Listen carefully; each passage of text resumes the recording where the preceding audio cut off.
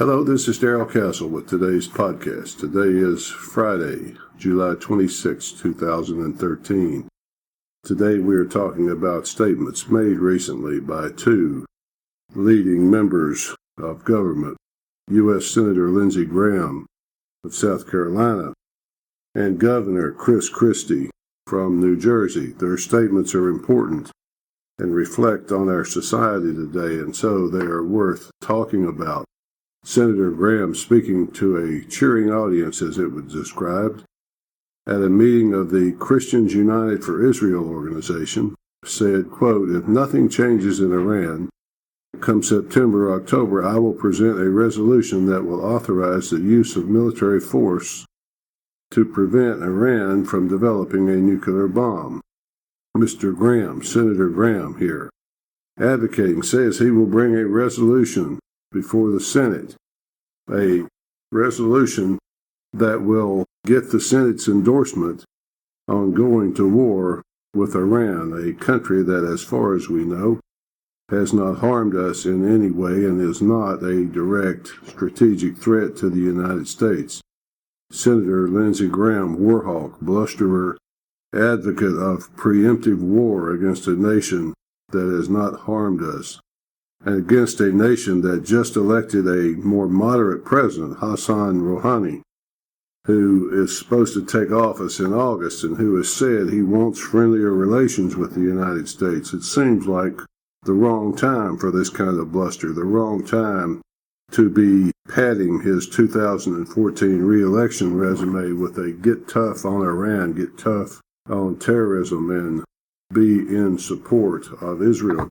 Seems like the wrong time, but nevertheless, that is Senator Graham. All this bluster from a nation whose leading industrial city just filed for bankruptcy, whose other three great cities.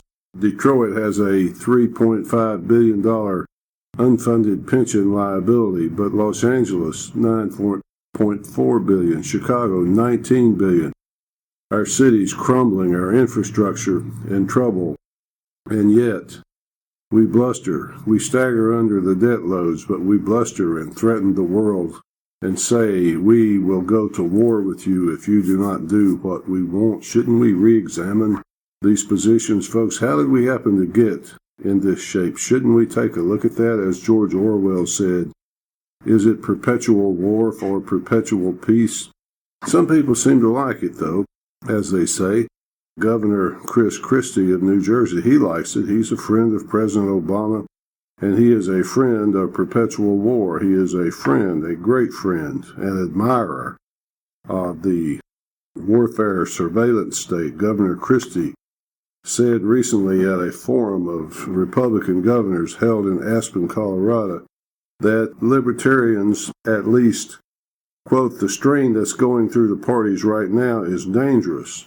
Libertarians, dangerous, he said, specifically included Rand Paul in this.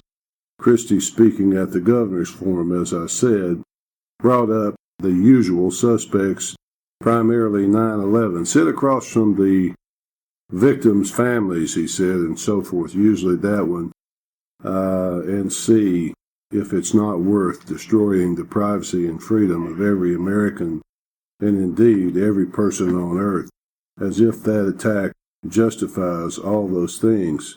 It justifies invading countries that have not harmed us in any way. It justifies the massive intrusions of the NSA, the spying on members of government by the NSA, and so forth.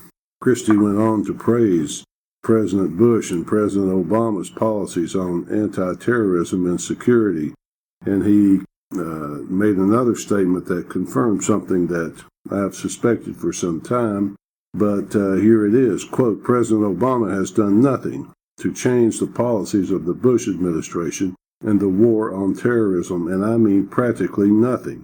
And you know why? Because they work. They work, folks. Yes, indeed they do. But if we were just all locked in a prison cell, that would work too, wouldn't it?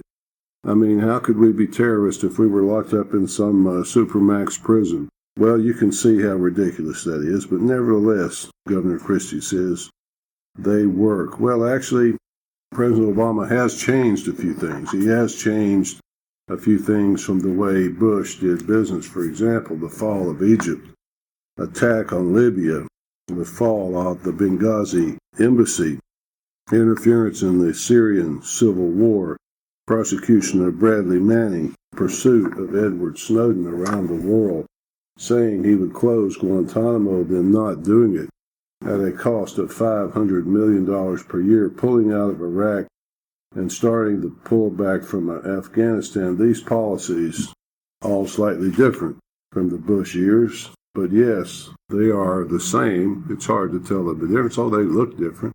Skin color's different, but their policies are basically the same. They work. Yes, they do. Their policies work. If your work is the destruction of the United States, that is the way I see it, folks. July 26, 2013. Until next time, this is Darrell Castle, folks. Thanks for listening.